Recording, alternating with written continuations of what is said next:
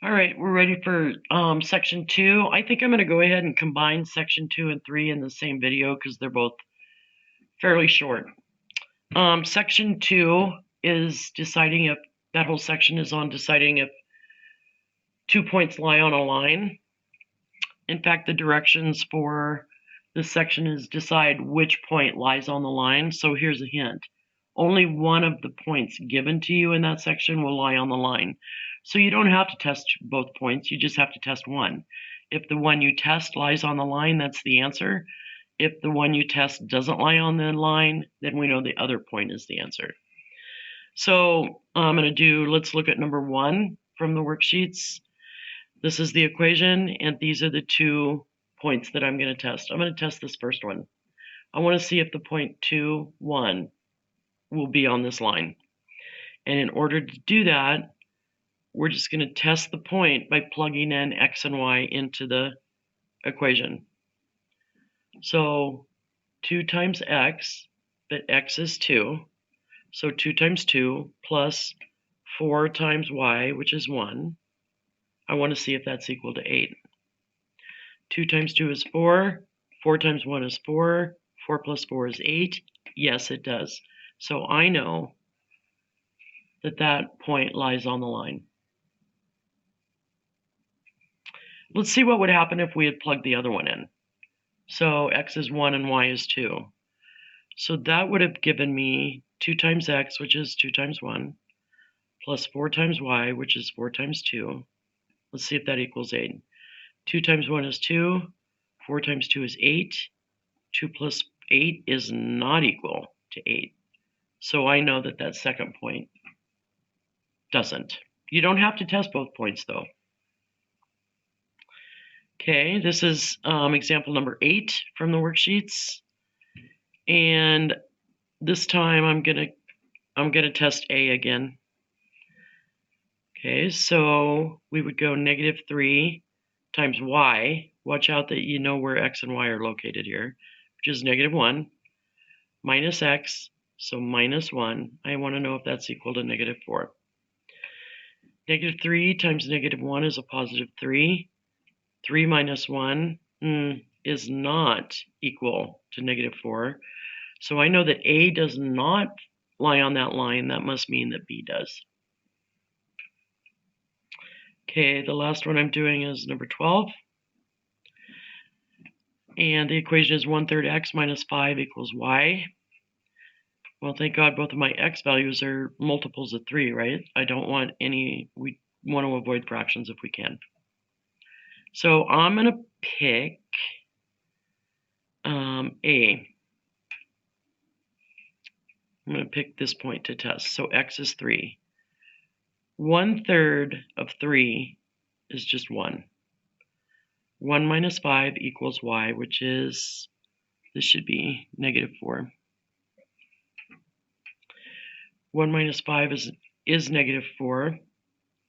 So I know that that point lies on the line.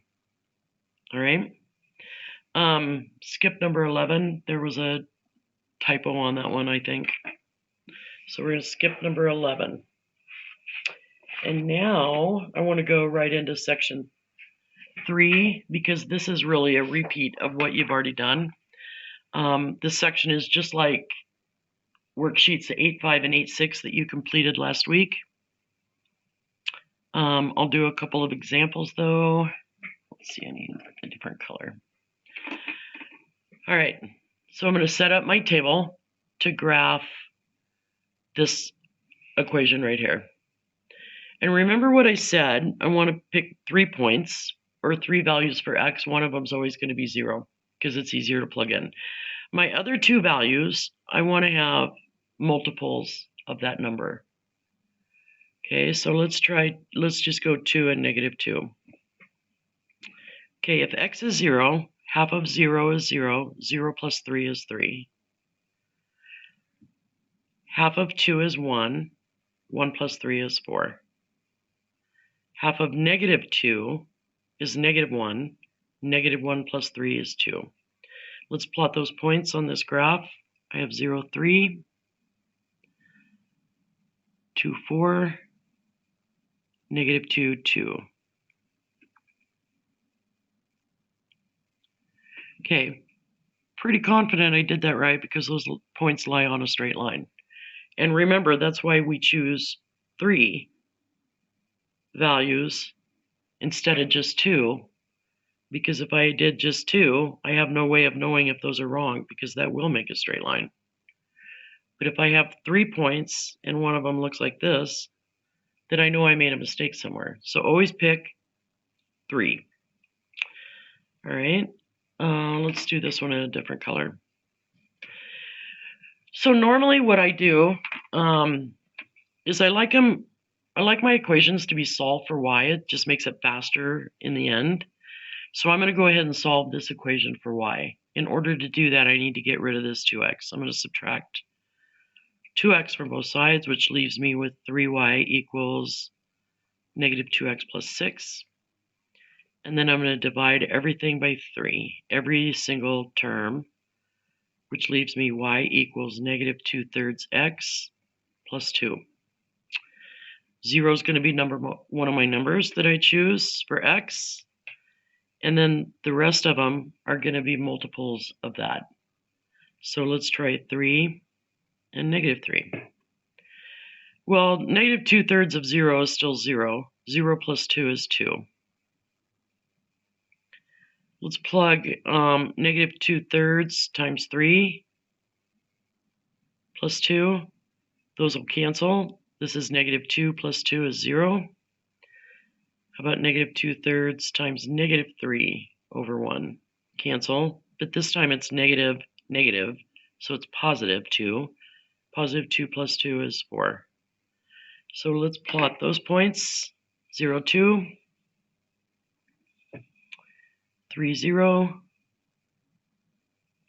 Negative 3, 4.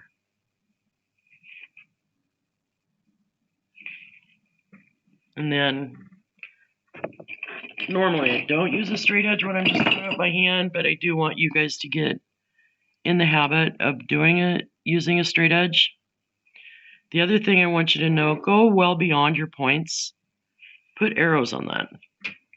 That's how you graph a line. You don't graph a line like that. You want to extend it a little bit and make sure there's arrows at the end. Okay? And that's it for sections 2 and 3.